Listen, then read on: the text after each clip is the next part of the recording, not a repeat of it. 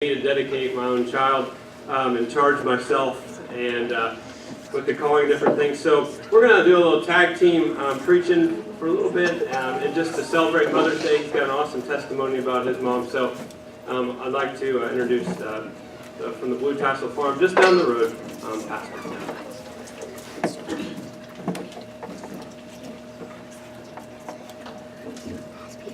All of my pastor friends are like 6'7", 6'8", 6'9", so I always have to adjust the microphone when I come and speak someplace. But it's a pleasure to be here today, and if you don't know who we are, we're just, like Mitch said, down the road at Blue Tassel Farm, and we kind of do auction every Wednesday together, so Mitch goes with me and works the auction. He works a lot harder there than I do.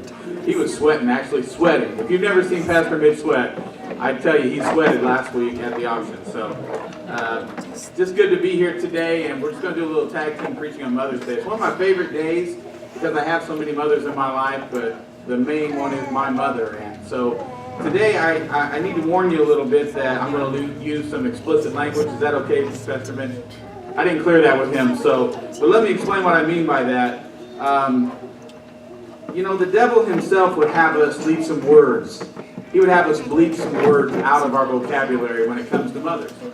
So today, I want you to understand what the definition of explicit means. And this is what the definition is. It's something precisely and clearly expressed, leaving nothing to implication. That's what explicit language is. It doesn't have to be inappropriate, but explicit. And the devil would have us leave out some words in our families today that cause us to fail as people because mothers are so strong and mothers have such influence in our lives that they need to use certain language. And we need our moms to use certain language. Not bad language, not inappropriate language, but language that the world would have us bleep out of our vocabulary because it's language of love. And the devil doesn't want us to have a love relationship with our mothers or anyone else. So today I want to preach to you about my mom, a mother of 7 children. Words that my mom spoke formed our character and our lives. And like I said, the devil don't like these words, but the Word of God does. And so I want to introduce you a little bit to my mom today. See, I believe that the very essence of motherhood involves nurturing and nourishing and cherishing and treasuring and supporting our children. That's what mothers do.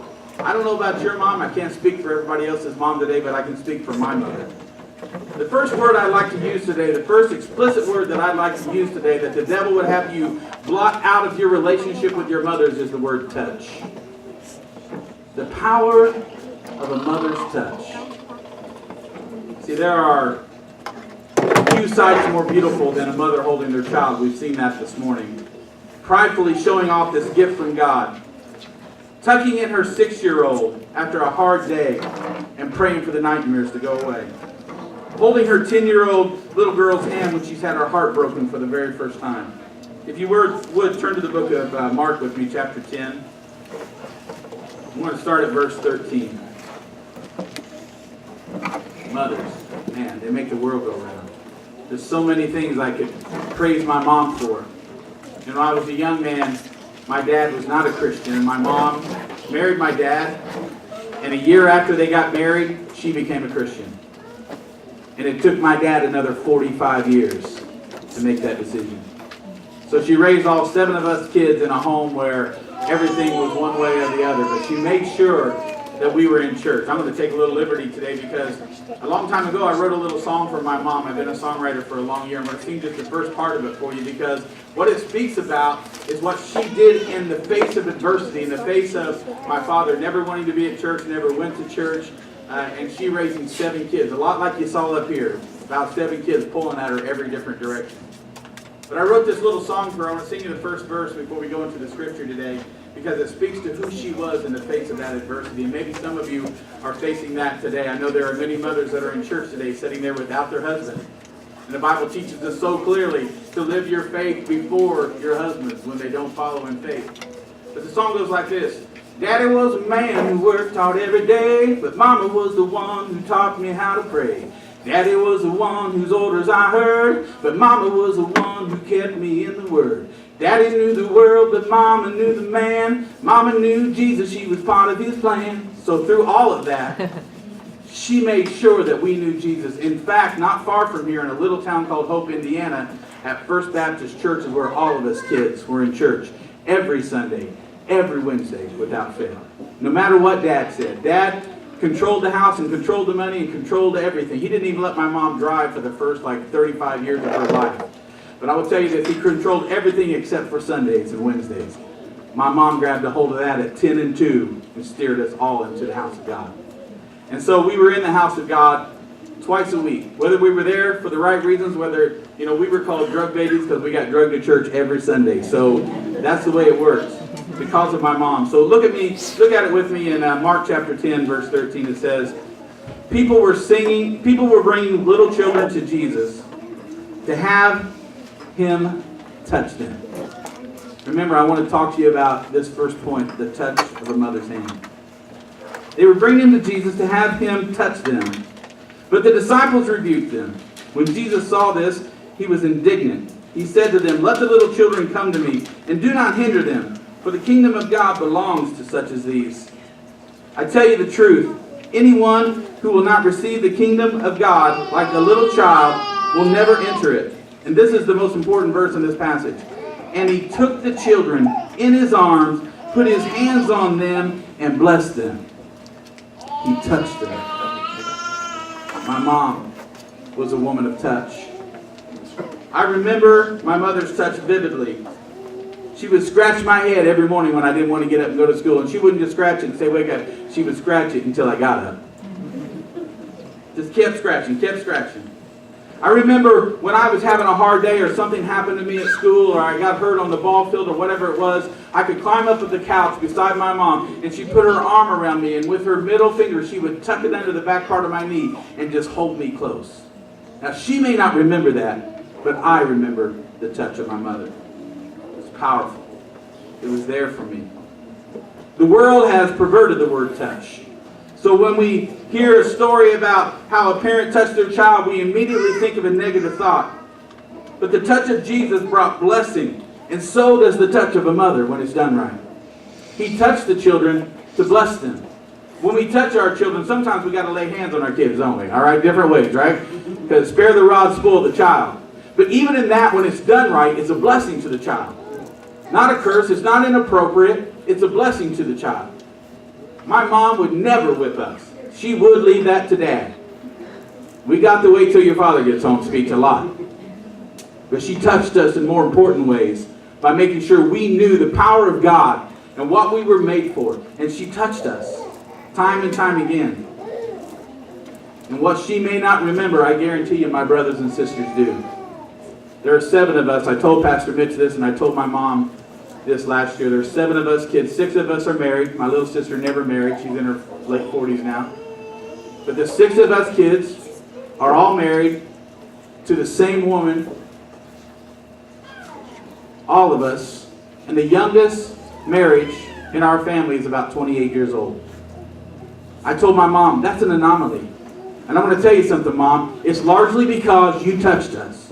It's largely because you taught us what marriage was to be. It's largely because we watched you in a marriage where you were abused verbally, you were taken advantage of, you were cheated on, and you stuck in and you showed us what commitment was. And then later on, my dad gave his life to Christ before he died. The touch of a mother is one of the most powerful forces on the planet. There are things when your kids come running to you men and you're like, suck it up, rub some dirt on it, walk it off. And sometimes that's appropriate, but most of the time it takes the touch of a mother's hand to heal a situation. So the first thing I want you to remember is touch. The second explicit word that I want to share with you today is the miracle of motherhood is this: presence. A mother's presence. As damaging as is the absence of fatherhood, powerful is the presence of motherhood. It is the last force on earth for the family that balances the scale in this society. And when we turn the hearts of the fathers back to the children, okay, well that's a message for another day coming up soon, fathers. But the presence of a mother, even today, I highly anticipate being in my mom's presence. This is a woman of God. And she says that I put her way too high on a pedestal, that I call her a saint and those different kind of things. And I know my mom sins, but I've never seen it. I know she does. I know she's just a person, and we've all fallen short of the glory of God. But I have never seen it. In all of my 53 years, my mom's presence is powerful. She's about this tall. And she's the most powerful woman in the room today when we get there. When all my brothers and sisters and grandkids and nieces and nephews, and we all get together, Mom is still the focus, and she's not trying to be the focus. Her presence is powerful. Listen, there are a lot of uncertainties in life.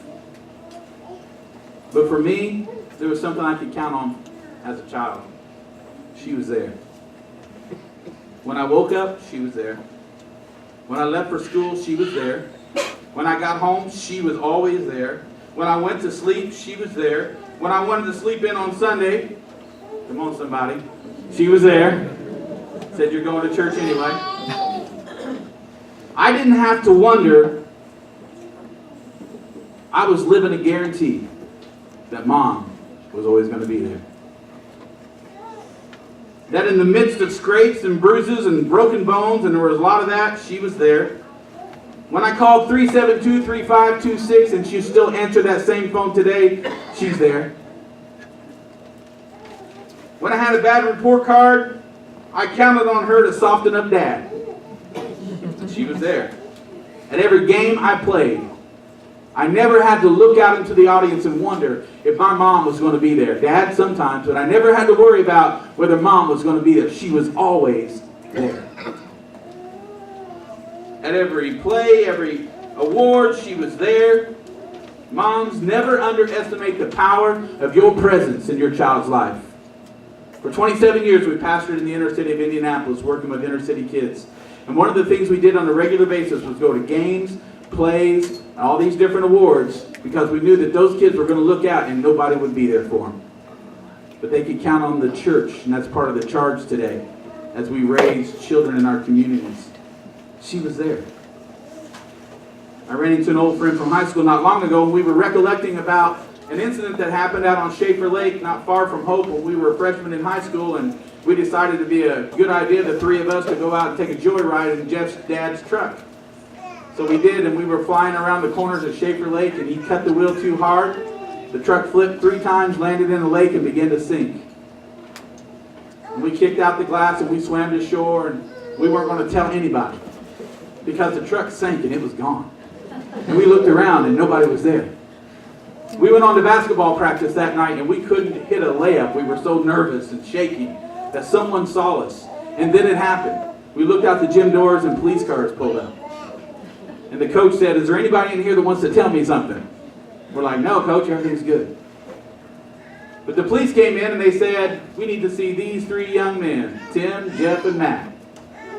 And we came in, and he said, you may have thought you got away with something, but there was a carpenter across the lake on the roof, and he saw what happened, and he reported it. How many know there's a carpenter that sees everything that's going on? And his name is Jesus, and he's going to report it to Mom, and he's going to report it to Dad. You ain't getting away with nothing, kids, so just understand, when your mom can't see you, and she sees almost everything, eyes all the way around her head, apparently, there's a carpenter that's watching.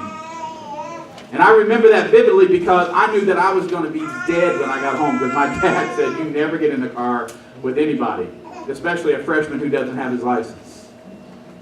But when I got home, I certainly did get disciplined, as I should have, but I'm sure glad Mom was there. She ran a little bit of interference, just enough to cushion the blow. Now the blows came, and I'm pretty sure I'm still grounded. He said for life, so that was the penalty. But I'm sure glad that Mom was there. You know, I want to tell you something this morning. Don't take your moms for granted. Don't take your parents for granted, kids. And parents, don't take your kids for granted. They are amazing gifts that God has given us that we can take and mold and meld into what He has given us to design them to be. He's allowed us to be part of the design of His creation. He's taken care of all the hard work. The DNA is done. He's created, which is something we can't do. But then He does this amazing, crazy, out of this world thing. He gives them to us. He says, train up a child in the way he should go. And when he is old, he will not depart from it. You know, when we think about this, I always wondered what that verse meant, and I think many believe that that verse means this, and you know, you can correct my theology if you want. For years, I kind of battled the same thing. Train up a child in the way they should go, and when they are old, they won't depart from it. Doesn't mean that when they are old, they're going to give their life to Christ just because you train them up right. What it means is that when they are old, they will not be able to deny the truth that is embedded in their souls because you train them up right. They may not choose Jesus, but they won't be able to go to the gates of heaven and say, my dad didn't tell me. My mom didn't teach me. That's what it means by train up a child in the way they should go. And when they're old, they won't depart from it. And when they're hurting and when they're struggling, they've got something to come back to. Mothers, you're my favorite people in the world. My favorite. I'll go home today as a big, strong, been preaching the word for 30 years, burly guy that tore down a barn yesterday, and I'll melt in the presence of my mom. She is that powerful. And she's not even trying. Pastor Mitch.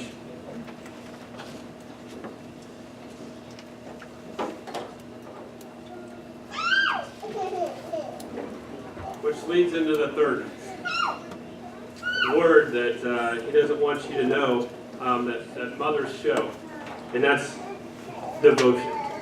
I'm going to share with you one biblical story today, and it's in 1 Samuel. But I want you to think about the devotion of your mother or your spiritual mother or the people that is fed into you, because you don't understand devotion completely. I don't believe it until maybe you have a child. I've been taught a lot. What does devotion mean? I would have said something before that was nowhere close to the devotion it takes as I look at my moms, the moms that's raising my son. You know, so many things going on. But the third word is devotion. I'm going to share the last section of scriptures in 1 Samuel. It's not the last, but it's a big chunk of it. 1 Samuel chapter 1. It's talking about Hannah. Now, if you think, well, I'm from a different household, right? You know, I don't have that perfect family. Well, guess what? Hannah was one of two wives. It doesn't say in the Bible why Elkanah had two wives, but maybe and maybe not. It was because Hannah could not bear children. So he thought it was a disgrace to have a wife that couldn't bear children and carry on your name. So he had another one. It's spelled Peninnah. Peninnah is maybe how to pronounce it. I'm going to call her Mrs. P because she isn't a very nice lady. Right? So Elkanah is this big guy, has two wives, Hannah and Mrs. P, right? And when they go to the sacrifices, he was only giving one portion, choice, to Hannah, probably because she had no children, so she didn't need more. But to Mrs. P, she would, give her all kinds of things because she had children and she was blessed. And out of it, Mrs. P was an awesome lady. She would taunt Hannah. My Bible used the words taunt. In verse 6, we don't have it on the board. I'm going to start verse 8 here in a minute. But Mrs. P was so nice that she would taunt Hannah and make fun of her because the Lord had kept her from having children. That takes some guts, right? But back in that day, it was a big deal. I'm on our prayer board each week. I pray, it says, friends dealing with infertility. Family dealing with infertility. It's a huge thing that people don't want to talk about, but it crushes them down to the soul. And it crushed Hannah so much, but she had a choice. Was she going to be devoted to God, or was she going to run away and do her own thing and try all these things that would happen, or would she give it to God? It says, after that taunting that Mrs. P would happen, it says, each time Hannah would be reduced to tears, it would not even eat. So it bothered her that much. And maybe that's where you're at in life. Maybe that's for someone else. People have bugged you, things have bugged you so much that you couldn't even eat, right? It hurt you so bad. People have hurt you. And you know what? This is a great quote by a good husband. He asks Hannah, why aren't you eating? It's a happy time. We're sacrificing to the Lord. Why be downhearted just because you have no children? You have me. Isn't that better than having 10 sons? That's verse 8. That takes a lot of guts right there. Don't try to say that to your spouse who's struggling with infertility. Well, you have me, isn't that enough? Because we don't understand sometimes the heartache someone else can go through. But out of all this, in that word devotion, it gets better. But there's a reason it gets better. Verse number 9, it says, after the sacrificial meal, Hannah got up and she went to pray. It doesn't say Mrs. P is going to pray too, because she had children. She wasn't disgraced. But Eli the priest was sitting at his customary place beside the entrance of the tabernacle. Hannah was in deep anguish, crying bitterly as she prayed to the Lord. So this was not a normal prayer that we're, oh God, thank you for this, thank you for that. Could you do this? This was like deep despair, crying bitterly. And she made this vow. This is devotion here, guys. O Lord of heaven's army, if you will look upon my sorrow and answer my prayer and give me a son, then I will give him back to you, and he will be yours for his entire lifetime. We think kids are ours, and we struggle because they'll help us in situations. But like Hannah, I challenge you, if you have children, do you give them to God and say, God, they're yours. Completely and utterly yours for their entire lifetime. I'll do my best, but God, they're really your children. That's what Hannah was doing. And as a sign that he has been dedicated to the Lord, his hair will never be cut. Right? They're not our kids, but they're God's kids. And as she was praying to the Lord, Eli watched her. Seeing her lips moving, but hearing no sound, he thought she had been drinking. Must you come here drunk, he demanded. Throw away your wine. You know what this tells me? That more people were in there drunk than there were praying, because he wasn't used to seeing prayer like this. And as a priest, as a preacher today, are we seeing people come in utter despair, crying out to God because they're in deep sorrow? Or do we see more people around drunk? Verse 14, must you come here drunk, he demanded, throw away your wine. Verse 15 says, oh no, sir. She replied, I haven't been drinking wine or anything stronger, but I am very discouraged, and I was pouring out my heart to the Lord. So instead of going to someone else, like we want to do, instead of going to doctors and figure things out, those things aren't bad. But first off, she went to the Lord and she laid her heart out before the Lord. That's devotion. That's what moms do behind the scenes. I'm learning it more and more. I pray that's what dads are doing, is that we're pouring out our heart to the Lord. She says, don't think I am a wicked woman, for I have been praying out of great anguish and sorrow. Listen to what the priest said back. Verse 17, in that case, Eli says, go in peace. May the God of Israel grant the request you have asked of him. Oh, thank you, sir, she exclaimed. And then she went back and began to eat again, and she was no longer sad. Why was she no longer sad? Because just like that spiritual mom you have, she believed the truth. She believed God. She believed that the priest, that God was going to do what he said he was going to do. And guess what? They got up the next morning and they went to worship the Lord once more. Then they returned home, and then Elkanah slept with Hannah, and the Lord remembered her plea. And in due time she gave birth to a son, and she named him Samuel. For she said, I asked the Lord for him. That's devotion. First, she went to the Lord and prayed, and then she believed it was going to happen. Right? And guess what? It did. The next year, Elkanah and his family went on their annual trip to offer a sacrifice to the Lord. But Hannah did not go because she told her husband, wait until the boy is weaned, right? And then I will take him to the tabernacle. And listen to what she says. And leave him there with the Lord permanently. So not only was she devoted to make a promise and even take it to God in the first place, but she was devoted to follow through with her promise. To say, God, he's yours. And you know what? She did it. And Samuel became a huge role. And listen to what Elkanah says here in verse 23. Whatever you think is best, Elkanah agreed. Stay here for now, and may the Lord help you keep your promise. Part of devotion is letting God help you keep that promise. Right? That amazing promise. And these women and these mothers, they've made some vows to the Lord, but they followed through. It says, so she stayed home and nursed the boy until he was weaned. And then she took the boy to Eli. And starting back in verse 27, it says, I asked the Lord to give me this boy, is what she tells the priest, and he has granted my request. Now I am giving him to the Lord, and he will belong to the Lord his whole life. And then look what happened to him.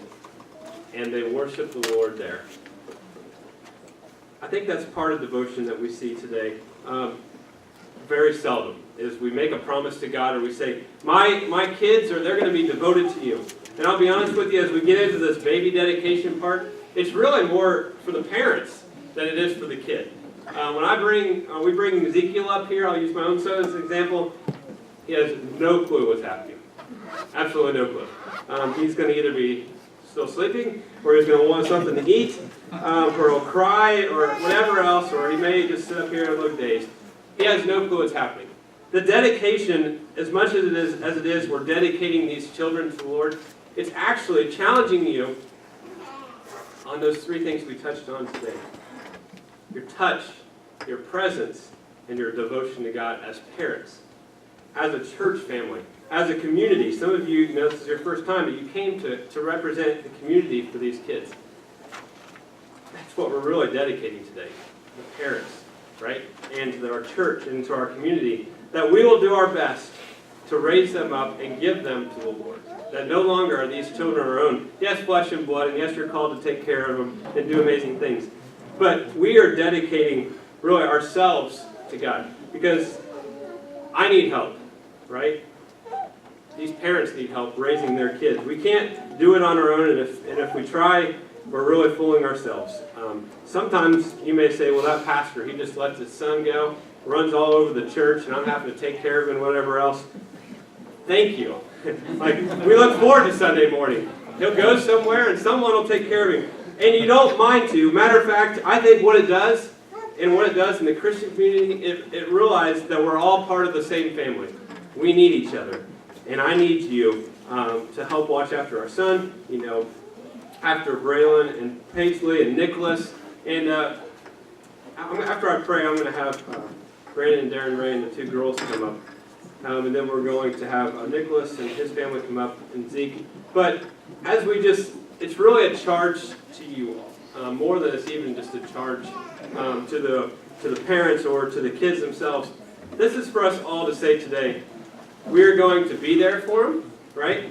When touch is needed, that loving touch. I love, even though it's someone else's kids, I'm starting to get it. That's okay. You hold them and you love on them a little bit. And it's okay, to be devoted to helping that kid grow.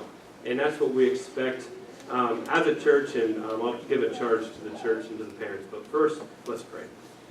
God, I thank you so much for the mothers. So many mothers, grandmothers, great-grandmothers, aunts, spiritual mothers, whatever it may be that are in this room, God. I thank you so much that I'm where I'm at today because of those mothers. That these people are here in church today because of mothers. Somewhere down the line, some sort of spiritual mother. God, we just thank you for blessing us with them, God.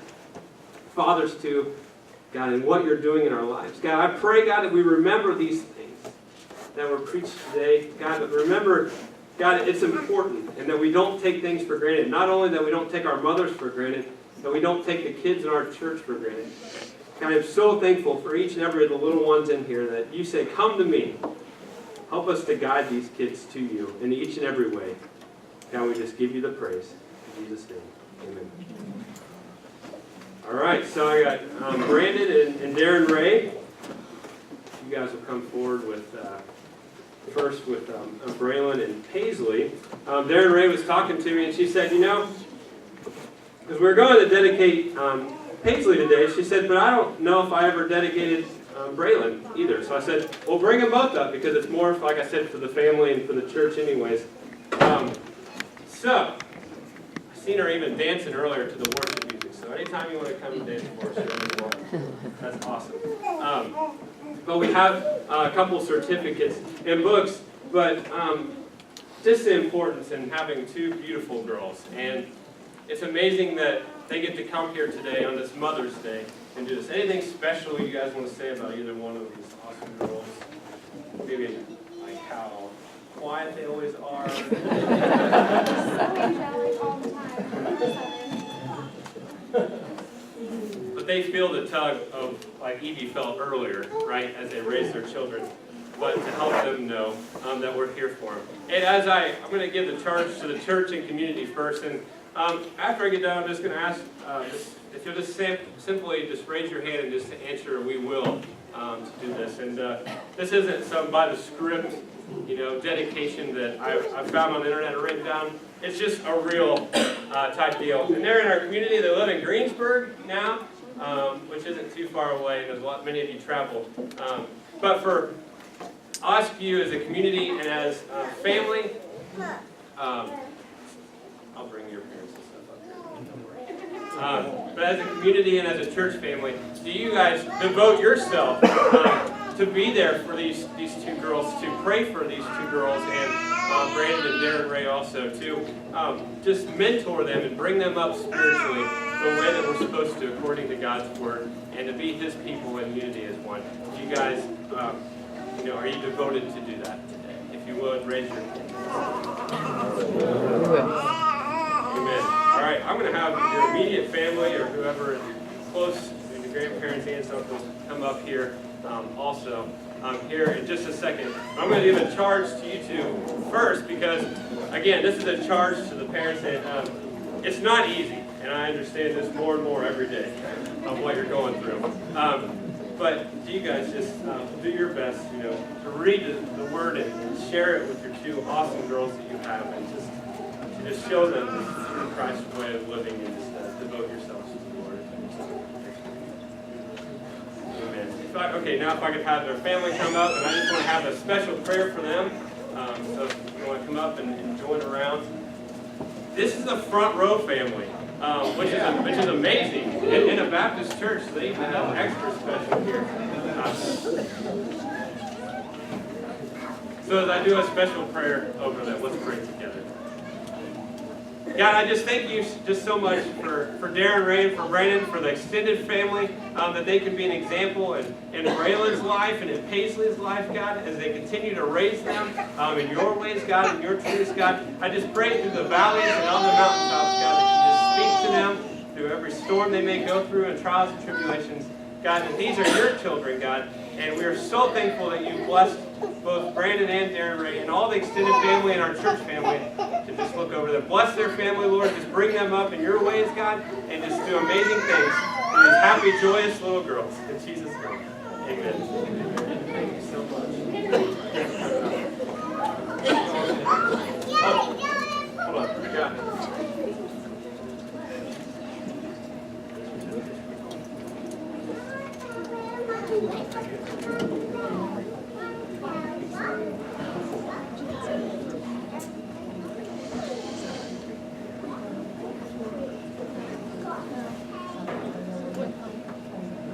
Once again, privileged to be here, especially for this part of it. It's no small thing to have Pastor Mitch and Caitlin ask us to participate in baby dedication here at Zenas, and especially for their son Zeke and for my grandson Nicholas. So I want James and Jacqueline to come on up with Nicholas.